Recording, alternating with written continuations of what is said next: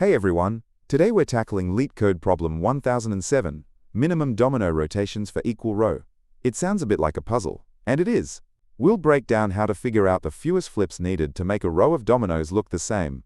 Let's get started. Alright, so imagine you have a row of dominoes. Each domino has two halves, a top and a bottom, with numbers from 1 to 6.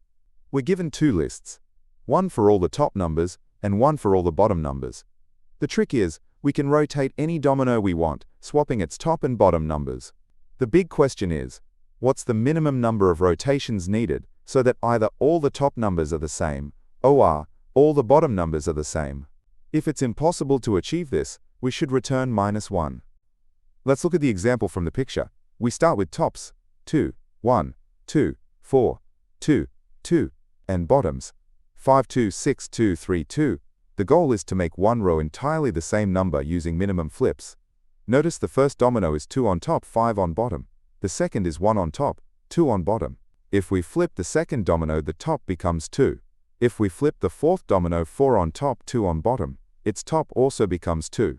After these two flips, the top row is all 2s.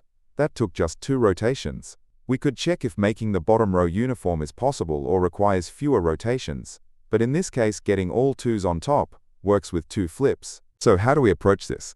We need one row to become uniform. What number could that be? Well, it could theoretically be 1, 2, 3, 4, 5, or 6. We could try making the top row all 1s, count the rotations, then try all 2s, and so on, up to 6. Then repeat the whole process for the bottom row. But wait, is there a faster way to figure out which number we should even aim for? Here's a crucial observation. If we can make a row uniform, say, all numbers become x, then consider the very first domino. For the first position in the uniform row to be x, the original first domino must have had x, either on its top or its bottom half, right? It has to come from somewhere. This means the final uniform number must be either the initial top value of the first domino or the initial bottom value of the first domino. We don't need to check all numbers from 1 to 6. We only need to consider making the rows uniform with tops, 0, or bottoms, 0.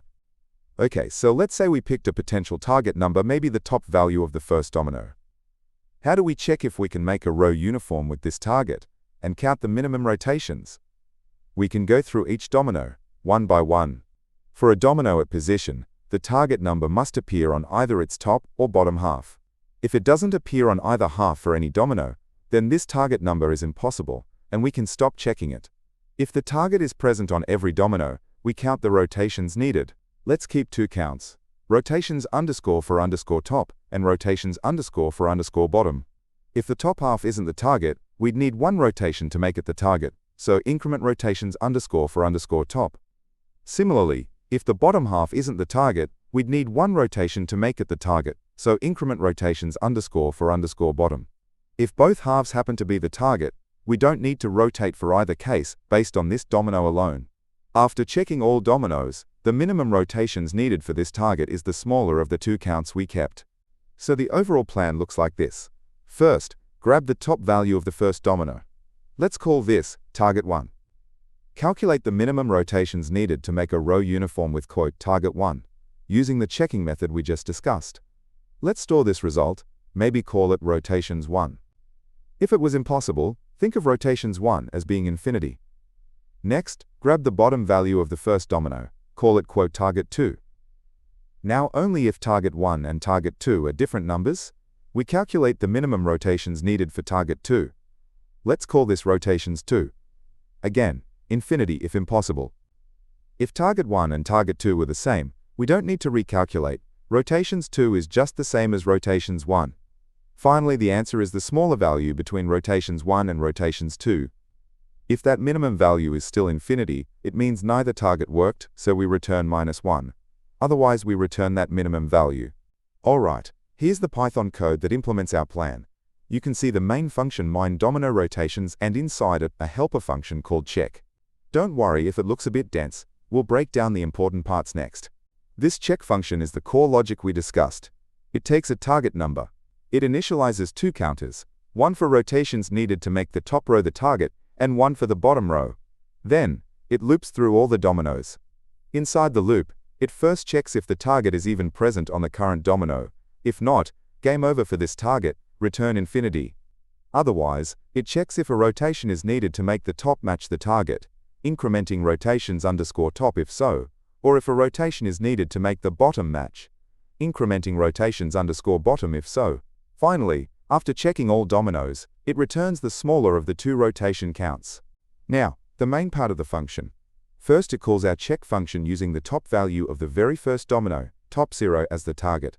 The result, minimum rotations for this target, or infinity, is stored in the rotations variable. Then, it checks if the top and bottom values of the first domino were actually different numbers. If they were different, it means we also need to check the bottom value, bottom 0, as a potential target. So it calls check again with bottoms, and updates rotations to be the minimum of its current value and the result of this second check. If the first top and bottom were the same, we skip this step. Finally, it checks if rotations ended up being infinity. If it did, it returns -1. Otherwise, it returns the calculated minimum rotations. So how efficient is this approach? We loop through the list of dominoes inside the check function. How many times do we call check? At most twice. Once for the first top value, and potentially once for the first bottom value. So overall, the time taken is directly proportional to the number of dominoes, n. We call this big O of n, or order n time complexity. That's pretty good. What about memory? We're just using a few variables to keep track of the rotation counts and the target number. The amount of extra memory doesn't depend on how many dominoes we have. That's called order 1 foot or constant space complexity, which is excellent. Okay, let's quickly recap the main points. The big insight was realizing that if a solution exists, the final uniform number has to be one of the two numbers on the very first domino. This drastically reduces the numbers we need to test. We then developed a way to check a potential target number, iterate through all dominoes, make sure the target is present on each, and count the minimum rotations needed to make either the top row or the bottom row match that target. We do this check for the first domino's top value, and possibly its bottom value, if different, take the overall minimum, and handle the impossible case by returning -1. This gives us an efficient, order n time, and order 1 foot space solution. Hope that explanation made sense and helped you understand the minimum domino rotations problem. If it did, feel free to hit the like button, subscribe for more Leetcode breakdowns, or leave a comment if you have any questions or alternative ideas. And hey, if you're feeling extra supportive, the Boba Fund is always appreciated. Keep practicing, keep coding, and I'll see you in the next video.